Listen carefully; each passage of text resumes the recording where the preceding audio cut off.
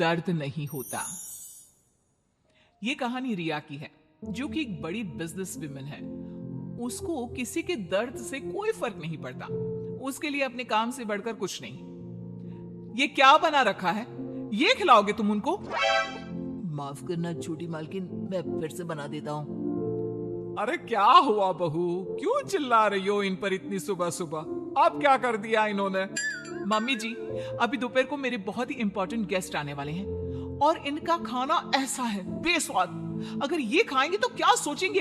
इनको अभी के अभी नौकरी से निकाल दो। मुझे ऐसे लोग काम पर नहीं चाहिए जिनको ठीक से काम करना नहीं आता। अरे लेकिन बहू, ये बहुत सालों से हमारे लिए काम कर रहे हैं, ऐसा कैसे निकाल दे? हाँ मेम साहब, मुझे नौकरी से मत निकालिए। मैं अच्छे से काम करूंगा, आपको शिकायत का कोई मौका नहीं दूंगा। मैंने एक बार जो बोल दिया सो बोल दिया। जल्दी से कोई नया शेफ ढूंढ कर लाओ। अगले दिन ऑफिस में, ये सब क्या है? अभी तक ये काम पूरा क्यों नहीं हुआ है? मैम, वो क्या? किसको दिया था मैंने ये काम? उसको अभी मेरे सामने बुलाकर लाओ। जी मैम। मैम, वो सर्वर में थोड़ी दिक्कत आ गई थी। किसके? तुम्हारे या कंप्यूटर के? वो मैम, बात यह है कि जितना वक्त तुम आज मुझे समझाने में जाया कर रहे हो ना, उतना वक्त अगर तुमने कल इस काम को करने में किया होता तो आज ये पूरा हो जाता। तुम्हें नौकरी से निकाला जाता है। मैम प्लीज ऐसा मत करिए। मेरे छोटे छोटे बच्चे हैं, अगर मेरी नौकरी चली गई तो।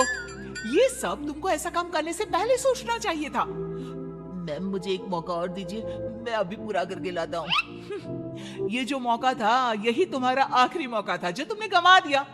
मैं और कुछ नहीं सुनना चाहती। मेरी कंपनी में तुम जैसे कामचोरों के लिए कोई जगह नहीं है। तुम्हें इस नौकरी से निकाला जाता है। शाम को घर पर, मैंने सुना आज तुमने फिर किसी को नौकरी से निकाल दिया। अरे हमारी पॉलिसी है ना, हमारी कंपनी लोगों के इमोशंस का भी ध्यान रखती है। इमोशन कुछ नहीं होता। कमजोर होते हैं वो लोग जो ऐसे काम करते हैं। और नौकरी से निकाल दिया तो इसमें कोई नई बात नहीं। जिस तरह घर को साफ करने के लिए गंदगी बाहर फेंकनी पड़ती है, उसी तरह कंपनी को आगे बढ़ाने के लिए यूजलेस लोगों को कंपनी से बाहर निकालना पड़ेगा। तुम लोगों की तुलना गंदगी से कैसे कर सकती हो? जिस स्पीड से तुम लोगों को निकालती हो, मुझे डर है कि किसी दिन कंपनी के सभी लोग ही ना निकल जाएं। फिक्र मत करो, ऐसा कभी नहीं होगा। ऐसी बड़ी कंपनी में काम करने के लिए लोग तरसते हैं। जिनको नौकरी लग जाए वो खुशी से पागल हो जाते हैं। तो ऐसी कंपनी कभी खाली हो ही नहीं सकती। वैसे भी मुझे किसी की इमोशन से कोई लेना देना नहीं है। लेकिन बहू, तेरे स्वभाव को देखकर लगता है कि जरूर खाली होगी। अरे बहू, लोगों को दर्द होता है तो ये क्यों नहीं समझ पाती है? मम्मी जी, आप कब आई? आपको क्यों ऐसा लगता है? दर्द कुछ नहीं होता।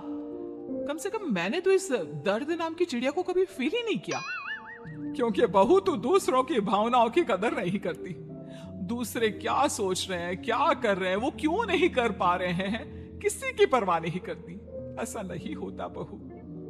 तो मम्मी जी, आप कह रही हैं कि मैं दूसरों की पर्सनल कामों के लिए अपना काम रोक दूं और उनसे उनका दुखड़ा सुनूं? हाँ बताओ भाई, क्या हुआ? नो वे। नहीं बेटा, मेरा मतलब यह है कि तू बस एक गलती होने पर लोगों को काम से निकाल देती है। यह भी नहीं सोचती कि अगर उसे काम से निकाल दिया तो उसका घर कैसे चलेगा, वो अपने बच्चों की फीस कैसे भरेगा। मम्मी जी, आपका मतलब है वो कितनी भी गलती करे मैं उनको माफ कर दूं और वापस ले आऊं? मम्मी जी, अगर मुझे ऐसा ही करना होता तो मैं कंपनी नहीं खोलती, कोई धर्मशाला खोलती, ताकि जिसका जब मन करे आए और जब मन करे जाए। माँ का वो मतलब नहीं है। माँ बस इतना बोल रही है कि अगर वो गलती करते हैं तो उनको डांट लिया करो, समझा दिया करो। लेकिन नौकरी से निकालना बहुत ज्यादा नहीं हो गया? मम्मी जी, आपको भले ही ऐसा लगता हो, लेकिन मैं इतनी बड़ी कंपनी ऐसे ही नहीं चला रही हूँ। ऐसे बहुत देखे मैंने और मैं ये अच्छी तरह जानती हूँ कि ये कैसे सुधरेंगे। इसलिए आप चिंता मत कीजिए और आप प्लीज मेरे कामों में दखल मत दीजिए। मुझे अच्छी तरह पता है कि मैं क्या कर रही हूँ। एक दिन अचानक से रिया की बेटी की तबीयत बहुत खराब हो जाती है और रिया कंपनी की जरूरी मीटिंग छोड़ देती है। बहू, तू यहाँ क्या कर रही है?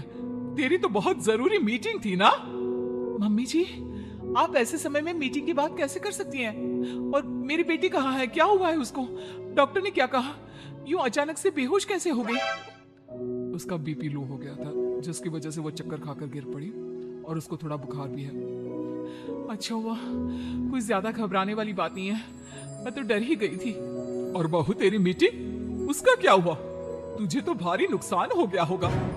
होने दीजिए मम्मी जी, मेरे लिए इस वक्त मेरी बेटी से बढ़कर कुछ भी नहीं है। ऐसी मीटिंग्स तो फिर आती रहेंगी। लेकिन बहू, कुछ दिनों पहले तुमने ही कहा था कि किसी के निजी काम के लिए तुम्हारा काम नहीं रुकेगा, तो फिर यह सब क्या है? मम्मी जी, आपको क्या हो गया है? ये किसी का भी निजी काम नहीं है, ये मेरा अपना निजी काम है। वही तो बहू, जब तुम्हारा काम था तो तुम सब कुछ छोड़कर यहाँ आ गई, और तुम चाहती हो कि दूसरों के घरों में कितनी भी परेशानी दिक्कत आ जाए, वो उसको छोड़कर अपने काम को पहली ड्यूटी समझे। लेकिन वही चीज अगर तुम्हारे साथ हो तो तुम अपनी पहली जिम्मेदारी अपने परिवार की तरफ समझती हो, उसके बाद तुम्हारा काम। ये कैसी नाइंसाफी है? उनके साथ तुम करो तो ठीक और वो करे तो गलत।